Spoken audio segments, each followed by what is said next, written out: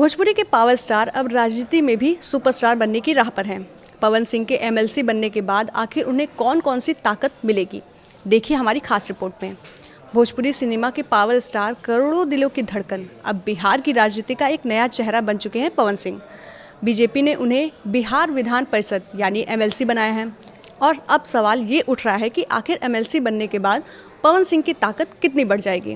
क्या बिहार राजनीति में उनकी भूमिका और प्रभाव पहले से कई ज़्यादा मजबूत होने वाला है? और क्या एमएलसी बनने के बाद मंत्री या सांसद बनने की दिशा में पहला कदम उठाया गया है?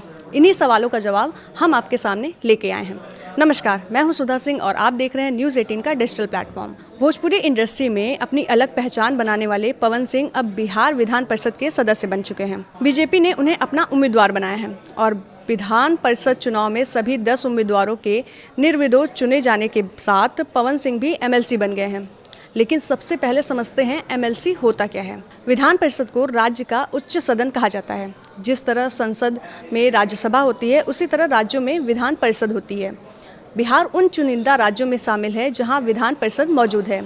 एमएलसी बनने के बाद पवन सिंह सिर्फ एक सेलिब्रिटी नहीं रहेंगे, बल्कि कानून और नीतियों पर चर्चा करने वाले जनप्रतिनिधि भी बन जाएंगे। एमएलसी के रूप में पवन सिंह को सदन में जनता के मुद्दे उठाने का अधिकार मिलेगा। वे शिक्षा, रोजगार, सड़क, स्वास्थ्य और विकास जैसे विषयों पर सरकार से सवाल पूछ सकेंगे और अपनी बात रख सकेंगे। यानी अब पवन सिंह की आवाज़ सिर्फ मंचों और फिल्मों तक सीमित नहीं रहेगी, बल्कि बिहार की नीति और राजनीति के केंद्र तक पहुंचेगी।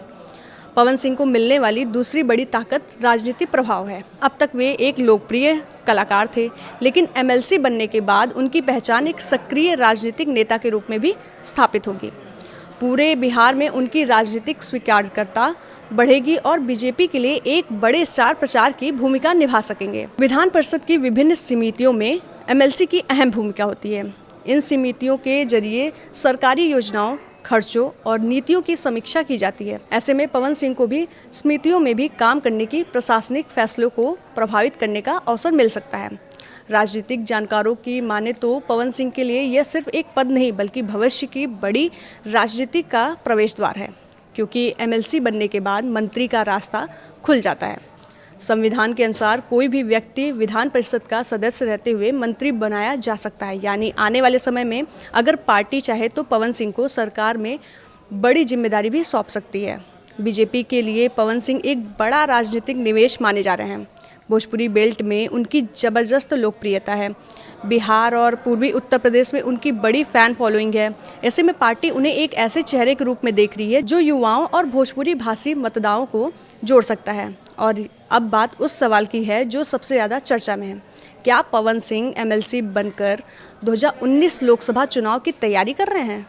कई राजनीतिक विशेषज्ञों का मानना है कि बीजेपी पवन सिंह को धीरे धीरे एक बड़े राजनीतिक नेता के रूप में तैयार कर रही है।